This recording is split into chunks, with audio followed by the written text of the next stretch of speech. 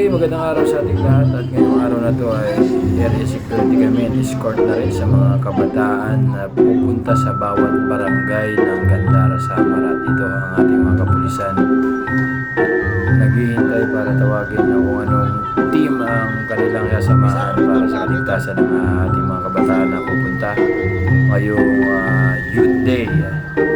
Let's go! Okay, good afternoon. Dikit niya na sa Barangay Tagnaw. Ayan. Para sa Regional Youth Day. Yan ito yung mga kabataan. At tuturuan nila ang mga kabataan dito sa Barangay Tagnaw.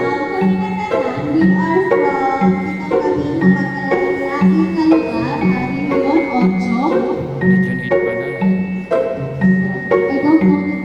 Ayan, shoutout sa mga bantay bayan natin. Ayan, mga tanod natin. Kay Chief. Digo, ayan. Kapulisan natin.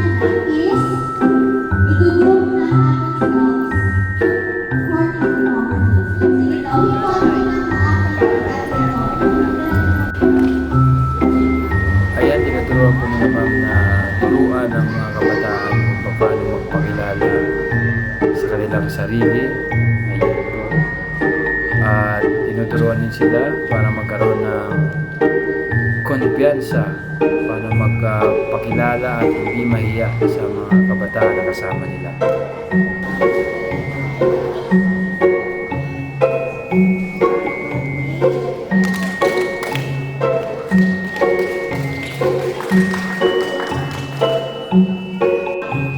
Turuan magdasal ang mga bata dito sa Barangay Tagnaw dito sa ginaganap na Regional Youth Day.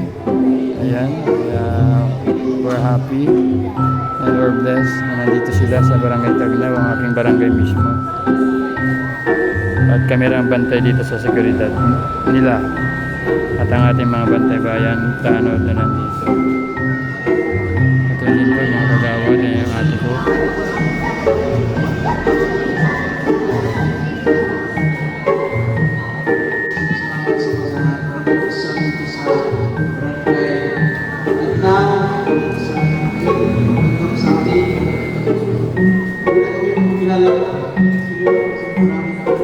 Pero galing ko kami sa ISIS. Ako po galing sa ISIS Malbon, mayroon ISIS Magete, Cebu, Maasin, Laban, Burungan, tapos Talibon, Kapilana. Hello, mayroon pa naman. So, and our session is afternoon, so we will have a closing prayer. Kung ano yung tinuturo sa mga facilitator ninyo, yun ang nanasalit natin. Okay ba? Sa inyo? Okay ba?